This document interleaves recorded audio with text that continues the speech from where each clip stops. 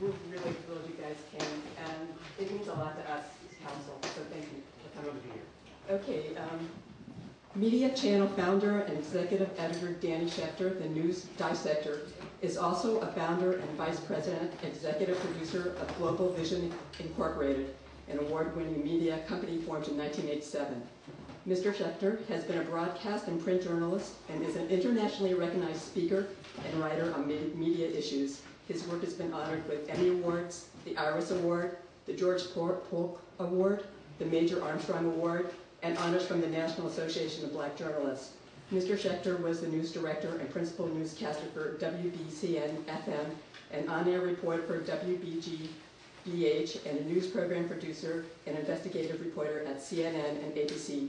He is the author of several books and is also a filmmaker. His recent film is Plunder, the Crime of Our Time, and I'm thrilled to have him here.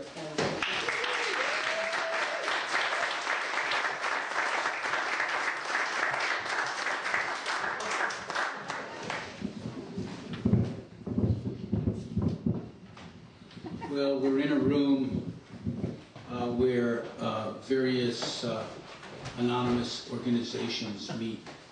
So my name is Danny. I've been addicted to democracy, and I fear we're about to lose it. And that's why I've come out today to speak alongside my friend John here, and for Move On, an organization that's done so much to galvanize people into action, into online and now offline action. I'm really delighted to be here with you. For those of you who saw the New York Times this morning, the lead story was the government of the United States and President Obama are investigating what happened to the stock market on Thursday. They don't know.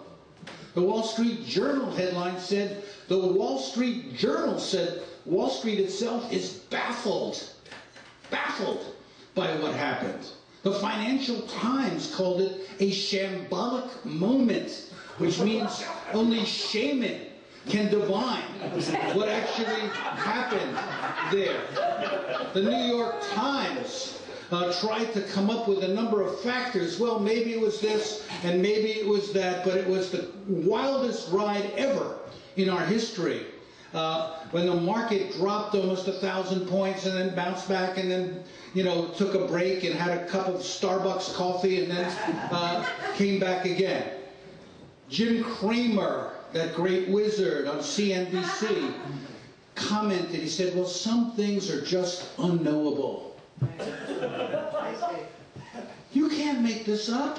You can't believe this. The entire market collapsed, and nobody understands what happened, in part because decisions are being made by computers. High trade, high frequency computers that are doing trading that seem to be beyond the control of the markets themselves. On an oil platform considered to be the most scientific, highest state-of-the-art, high-security, oil platform run by, BP, Better Petroleum. It's now in the bottom of the ocean and of the sea, the Gulf of Mexico, which may never recover from what's happening. Why did it happen? Duh. Nobody seems to know. There is this little suggestion that, the kind of requirement to install a certain cutoff switch was avoided through these top secret meetings that Dick Cheney had at the Energy Department and has yet to reveal what happened there. So we can see that our destiny is now sort of out of our hands in some respects. It's not just the Supreme Court deciding that corporations are people. It's corporations deciding that they are the government, that they are in charge, that they can decide what happens and what doesn't happen. We are living through a time which in many ways is worse than the Great Depression. In the Great Depression, people knew there was a Great Depression. They had a president who was talking about it. They had a Pecora Commission that was investigating it. There was a New Deal to try to do something about it. Today, why did the markets collapse? What happened to America? Duh.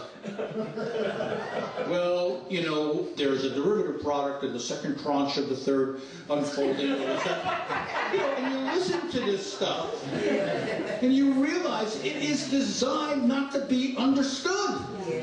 There's no way to wrap your brain around it. You know, when I worked at ABC News, we had a phrase called, I don't know if you've heard this before, MIGO. MIGO means my eyes glaze over. I can't understand. So we have to dumb it down. We have to simplify it. We have to find a way to discuss it.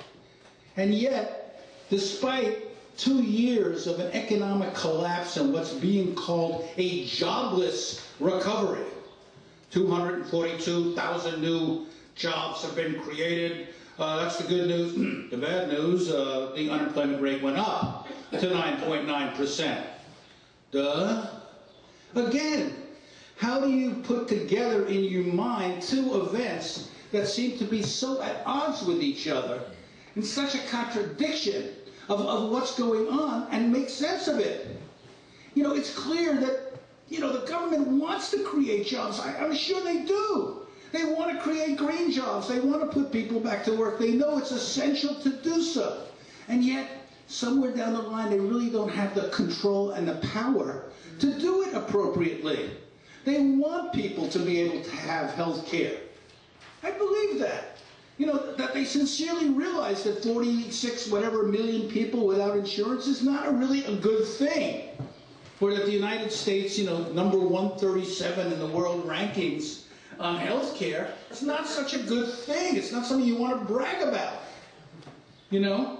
And at the same time, they don't seem to be able to fix it, really, because our political system has become so dysfunctional, polarized, in ways that we never could believe. You know, no matter what I say, somebody else will explain to you how I'm really an alien from another planet and don't know anything about anything.